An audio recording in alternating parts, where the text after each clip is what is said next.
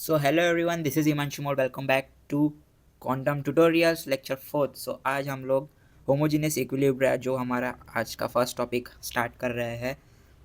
उससे पहले मैं एक चीज़ बता दूं आपको कि मैंने अपने इंस्टाग्राम की लिंक जो है वो डिस्क्रिप्शन में डाल दी थी. आप प्रीवियस वीडियो में भी देख सकते हैं एंड इस वीडियो के एंड में मैं इस डिस्क्रिप्शन डाल दूंगा इसमें. वहाँ जाओ, क्लिक करो एंड फॉलो करो मुझे, ताकि वहाँ और भी MCQs आप सॉल्व कर पाओ. ठीक है. आज का हमारा फर्स्ट टॉपिक है होमोजीनियस इक्विलिब्रिया. होमोजीनियस इक्विलिब्रिया में जो फर्स्ट लाइन दी गई है, in a homogeneous system all reactants and products are in the same phase. Students का मतलब ये होता है कि होमोजीनियस का मतलब होता है सेम नेचर और सेम फेस, जिसमें फेस का मतलब जैसे सॉलिड है एंड लिक्विड. ठीक है. जैसे सॉलिड है, लिक्विड है, गैस है एंड एक्वास है. अगर रिएक्शन में सब सब्सटेंस एक ही फेस में हो तो उससे होमोजीनियस इक्विलिब्रियम कहते हैं. सो अगर सब रिएक्टेंट्स और प्रोडक्ट या तो गैस या सब सॉल्यूशन में डिजॉल्व हो तो वो होमोजीनियस इक्विलिब्रियम होता है, right. Then second point, in a gaseous reaction nitrogen gas plus 3H2 gas in equilibrium with 2NH3 gas. Yeah,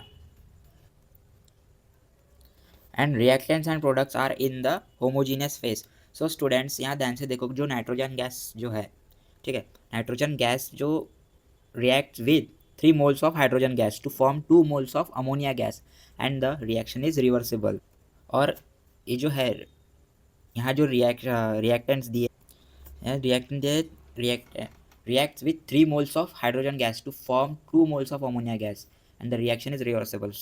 सब रिएक्टेंट्स और प्रोडक्ट गैस फेस में है, तो इसलिए ये होमोजीनियस गैशियस इक्विलिब्रियम है. स्टूडेंट्स देखो, सब स्पीशीज़ गैस है, इसलिए सिस्टम होमोजीनियस है. अगर कोई सॉलिड या लिक्विड होता तो ये जो होता है ये होमोजीनियस नहीं, हेट्रोजीनियस होता. स्टूडेंट्स, होमोजीनियस इक्विलिब्रियम में सब सेम फेस में होते हैं. इक्विलिब्रियम कांस्टेंट एक्सप्रेशन में सब स्पीशीज इंक्लूड होते हैं. तो इस रिएक्शन का जो के एक्सप्रेशन है वो KNH3 bracket and upon NH2 cube.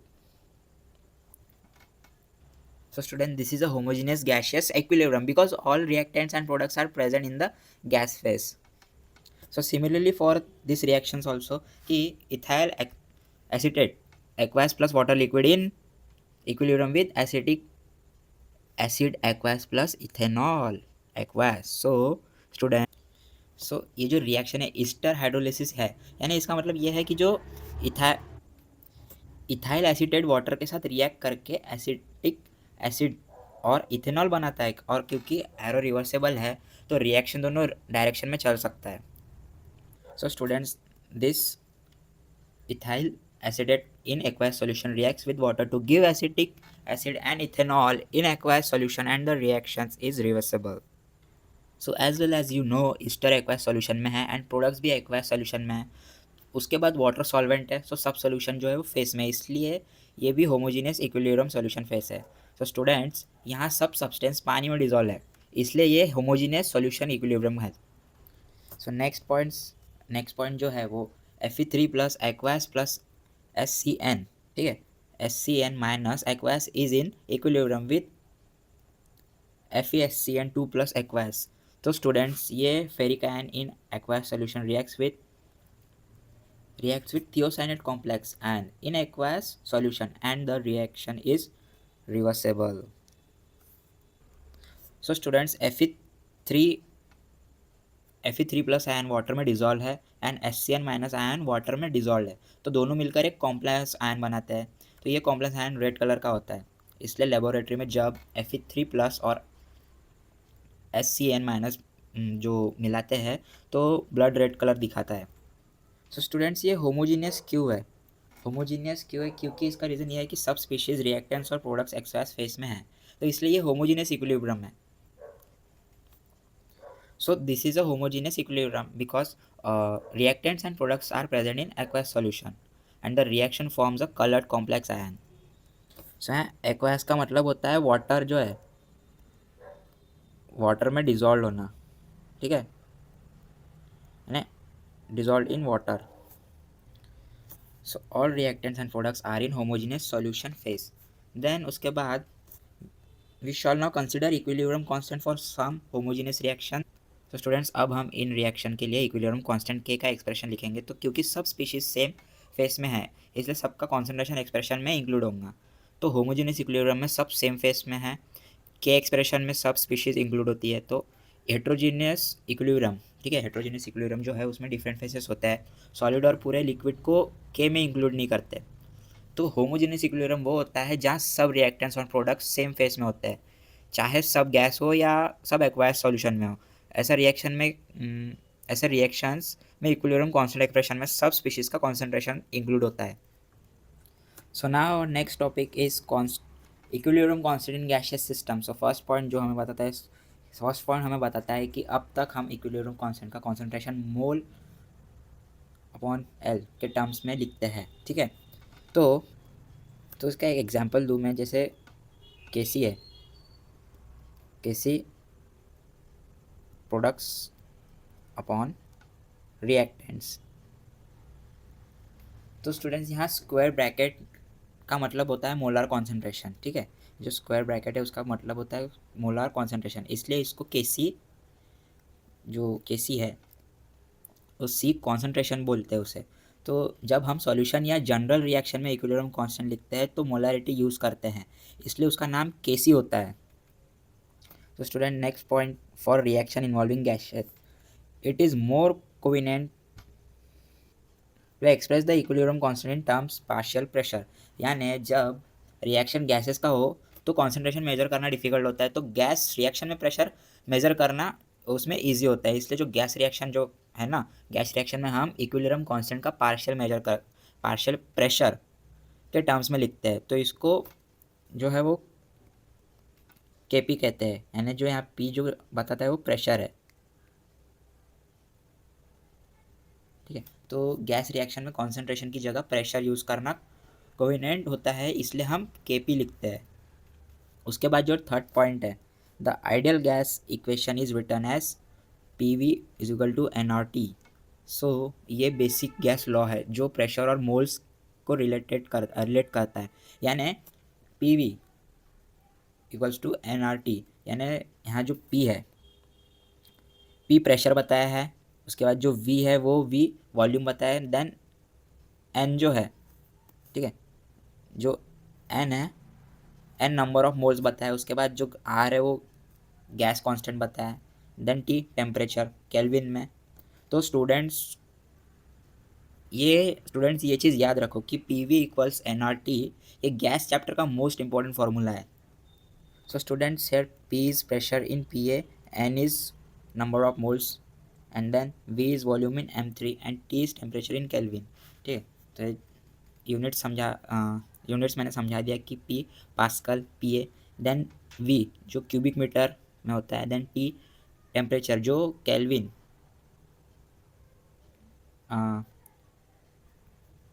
Kelvin में है, एंड एन जो मोल्स। तो ये यूनिट्स तब यूज़ होते हैं जब ऐसा यूनिट फॉलो करता है, ठीक है।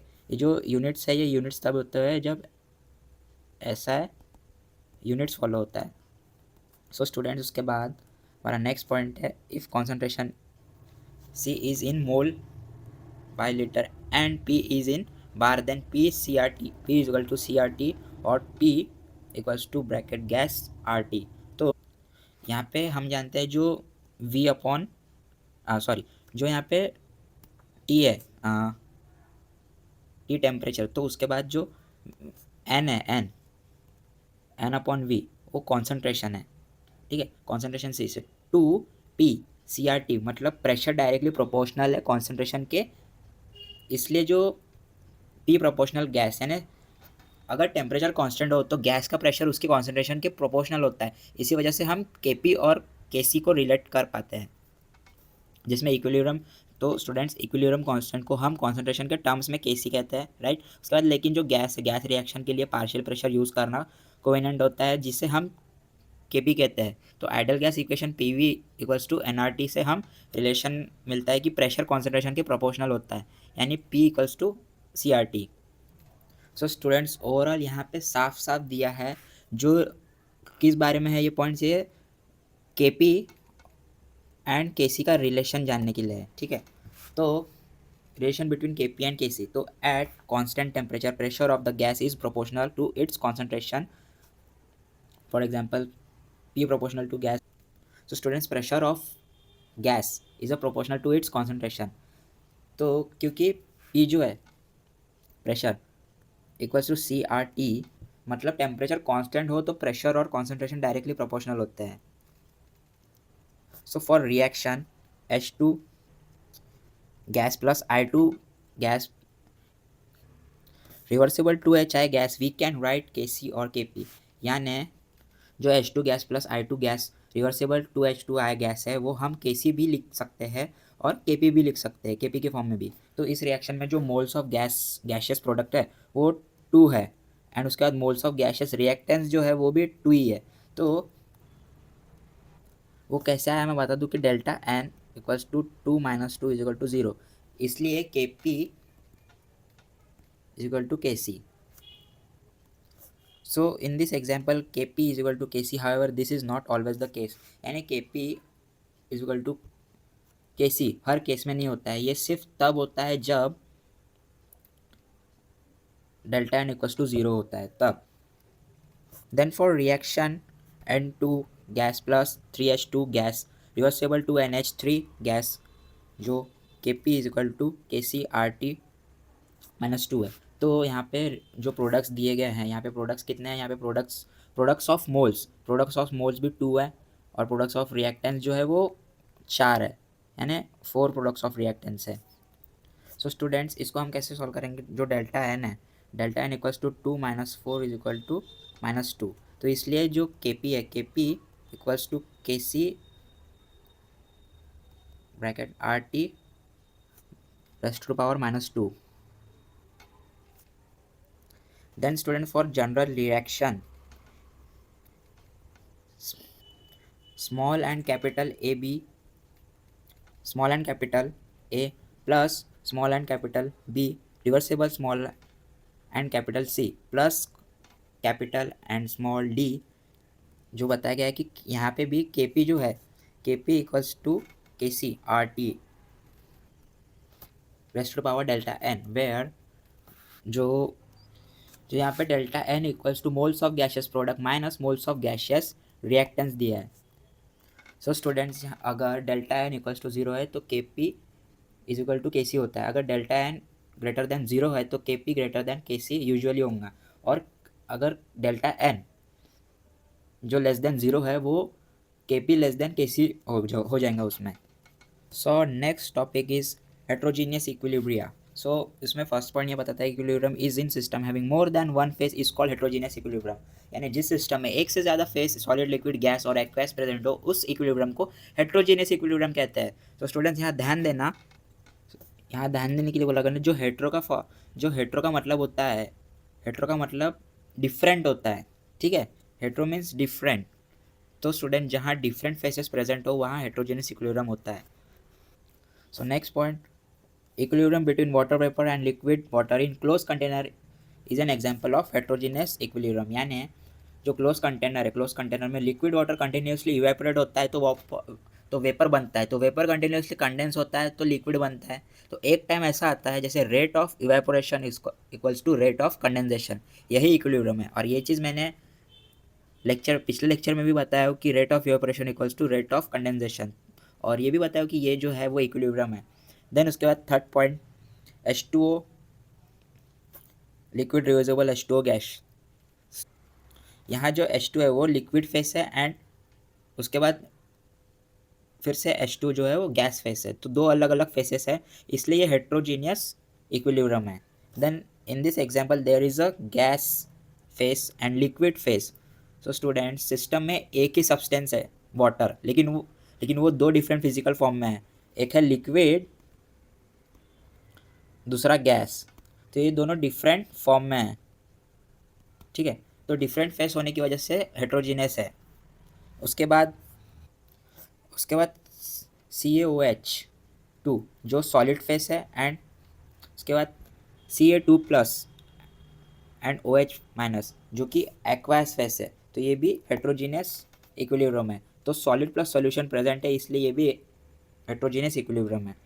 सो स्टूडेंट्स, हेट्रोजीनियस इक्विलिब्रियम में डिफरेंट फेसेस प्रेजेंट होते हैं। उसके बाद इक्विलिब्रियम जो है, इक्विलिब्रियम कांस्टेंट लिखते वक्त प्योर सॉलिड और प्योर लिक्विड से इंक्लूड नहीं करते, यानी पूरे लिक्विड से और पूरे सॉलिड से इंक्लूड नहीं करते। तो हेट्रोजीनियस इक्विलिब्रियम तब होता है जब सिस्टम में डिफरेंट फिजिकल फेसेस प्रेजेंट हो, जैसे लिक्विड, गैस या फिर solid solution system. So students, heterogeneous equilibrium often involve pure solids और लिक्विड्स, यानी हेट्रोजीनियस इक्विलिब्रियम में जो एवरी टाइम सॉलिड प्रेजेंट होता है और प्योर लिक्विड प्रेजेंट होता है, क्योंकि सिस्टम में डिफरेंट फेस होते हैं। सिस्टम में फेस प्रेजेंट होते हैं, वो कैसे डिफरेंट, ठीक है। फॉर एग्जांपल जैसे सॉलिड है, solid plus gas, solid plus gas, then solid plus solution, then उसके बाद लिक्विड प्लस गैस। तो हेट्रोजीनियस इक्विलिब्रियम में सॉलिड प्रेजेंट होता है, प्योर लिक्विड प्रेजेंट होता है, क्योंकि सिस्टम में डिफरेंट फेजेस होते हैं। देन उसके बाद next point, molar concentration of pure solid और liquid is constant, for example independent of amount present, यानी पूरे सॉलिड या प्योर लिक्विड की कॉन्सेंट्रेशन चेंज नहीं होती, चाहे तुम सॉलिड ज़्यादा डालो या फिर कम डालो, क्योंकि उनकी जो कॉन्सेंट्रेशन होती है वो सेम रहती है। वो वो क्यों रहती है? क्योंकि जो concentration equals to mass upon volume, ठीक है। तो सॉलिड और लिक्विड का डेंसिटी कांस्टेंट होता है, इसलिए उनकी मोलर कॉन्सेंट्रेशन भी कांस्टेंट होती है।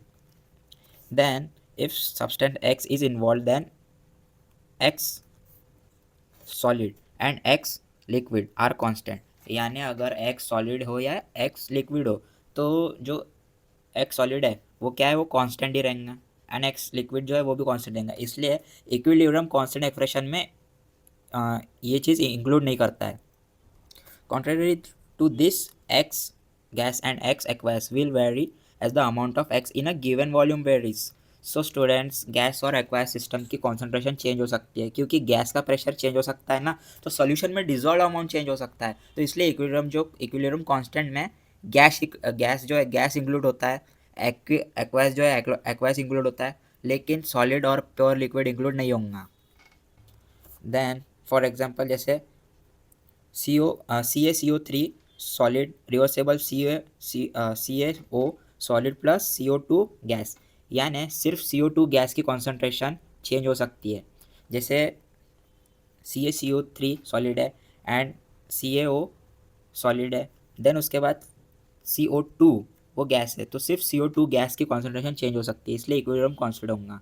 तो क्या इक्वल्स टू ब्रैकेट में CO2, ये जो है ये प्रेशर फॉर्म में है, तो Kp इक्वल्स टू PCO2, यानी सॉलिड को एक्सप्रेशन में इंक्लूड नहीं करते हैं। So students, since CaCO3 solid and CaO solid are constant, modified equilibrium constant will be Kc equals to CO2 gas और Kp इक्वल्स टू PCO2। यानी students हमें पता है हमें पता है कि पूरे सॉलिड कॉन्सेंट्रेशन कांस्टेंट होती है, इसलिए जो इक्विलिब्रियम है, इक्विलिब्रियम कांस्टेंट एक्सप्रेशन में सॉलिड इंक्लूड नहीं करता है। तो ओरिजिनल कैसी होता है कि Kc is equal to CaO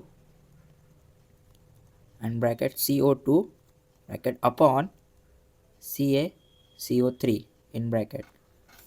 लेकिन जो CaCO3 है और CaO है वो कांस्टेंट है, उन्हें रिमूव कर देते हैं रिमूव कर देते हैं उसमें। तो स्टूडेंट, मॉडिफाई इक्विलिब्रियम, इसलिए Kc इक्वल्स टू CO2 है और प्रेशर फॉर्म में Kp, सॉरी, जो प्रेशर फॉर्म में Kp इक्वल्स टू PCO2 है।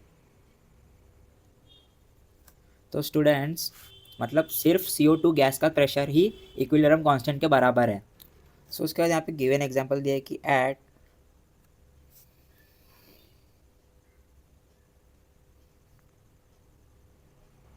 1100 Kelvin the pressure of CO2 in equilibrium with CaCO3 solid and CaO solid in 2.0 into 10⁵। तो यहाँ पे गिवन क्या दिया है, जो प्रेशर ऑफ CO2 है, ठीक है। तो pressure of CO2 equals to 2.0 into 10⁵ जो कि PA है, यानी पास्कल, यानी प्रेशर की ऐसा यूनिट है। देन उसके बाद जो स्टैंडर्ड प्रेशर है, वो स्टैंडर्ड प्रेशर यानी SP। So 1.0 into 10⁵ pascal to Kp equals to PCO2 upon P। So students यहाँ सॉलिड का अमाउंट बढ़ा दो तो इक्विलिब्रियम प्रेशर चेंज नहीं होता, सिर्फ टेम्परेचर चेंज करने से K चेंज होता है। फॉर एग्जांपल जैसे नाइट्रोजन है, ठीक है, तो यहाँ पे Na solid plus 4CO gas reversible NiCO4 gas, यानी जो Na है निकल, तो Na जो है वो सॉलिड है एंड CO वो गैस है एंड NiCO4 वो गैस है। तो उसके बाद सॉलिड रिमूव होगा तो एक्सप्रेशन से। तो उसके बाद इक्विलिब्रियम कांस्टेंट एक्सप्रेशन क्या कहता है उसमें कि प्रेशर फॉर्म, जिसमें Kp equals to PNiCO4 upon PCO⁴। इसमें स्टूडेंट ने ये बताया गया कि हेट्रोजीनियस इक्विलिब्रियम में सॉलिड और प्योर लिक्विड इंक्लूड नहीं करते। तो CaCO3 एग्जाम्पल में Kp इक्वल्स टू PCO2 है। तो जो निकल है Na एग्जाम्पल में सॉलिड रिमूव होगा, सिर्फ गैस एक्सप्रेशन में रहेंगी। Then for the existence of heterogeneous equilibrium pure solid और liquid must be also be present at equilibrium, यानी हेट्रोजीनियस इक्विलिब्रियम तभी एक्सटेब्लिश होता है जब सिस्टम में सॉलिड या प्योर लिक्विड एक्चुअल में प्रेजेंट हो, वो कम्प्लीटली ख़त्म ना हो। और अगर सॉलिड प्योर रिएक्ट हो गया तो हेट्रोजीनियस इक्विलिब्रियम जो है वो एग्जिस्ट नहीं करता।